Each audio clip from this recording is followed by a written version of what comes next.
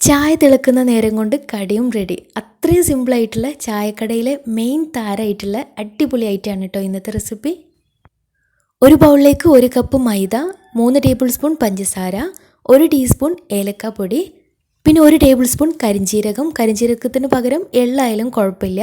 പിന്നെ ഒരു pinch baking soda, മധുരം ഒന്ന് ബാലൻസ് ചെയ്തെടുക്കാൻ വേണ്ടിയിട്ട് പാകത്തിന് ഉപ്പും, പിന്നെ ചെറിയൊരു കളറിന് വേണ്ടിയിട്ട് ഒരു പിഞ്ച് മഞ്ഞൾപ്പൊടിയും, 1 ടേബിൾ സ്പൂൺ അരിപ്പൊടിയും ചേർത്ത് നന്നായിട്ട് മിക്സ് ആക്കിയിട്ട് ഇനി ഇതിലേക്ക് 1 കപ്പ് വെള്ളം കുറേശ്ശെ ആയിട്ട് ഒഴിച്ചിട്ട് ഇതൊരു ബാറ്ററാക്കി എടുക്കാം. അപ്പോൾ ഈ ഒരു കട്ടിയിലാണ് കേട്ടോ ബാറ്റർ വേണ്ടത്, ഒരുപാട് ലൂസായിട്ട് പോകണ്ട. ഇനി ഒരു ചീനച്ചട്ടിയിൽ ഫ്രൈ ചെയ്യാൻ ആവശ്യമായിട്ടുള്ള ഓയിൽ ഒഴിച്ചു കൊടുക്കാം. ഇനി ഇതിലേക്ക് വേണ്ടത് ബ്രെഡാണ്. ഞാൻ ബ്രെഡ് ഓരോ പീസും ഇതുപോലെ 4 കട്ട് ചെയ്ത് മാറ്റി വെക്കുന്നുണ്ട്. ഇനി ഈ ബ്രെഡ് പീസ് നമ്മൾ റെഡിയാക്കി വെച്ചിട്ടുള്ള മാവിലൊന്ന് മുക്കിയിട്ട് ചൂടായിട്ടുള്ള എണ്ണയിലിട്ടിട്ട് ഫ്രൈ ചെയ്തെടുക്കാം. എണ്ണ നന്നായിട്ട് ചൂടായതിന് ശേഷം മാത്രം ഇതിലേക്ക് ഇട്ട് കൊടുത്താൽ മതിയാവും.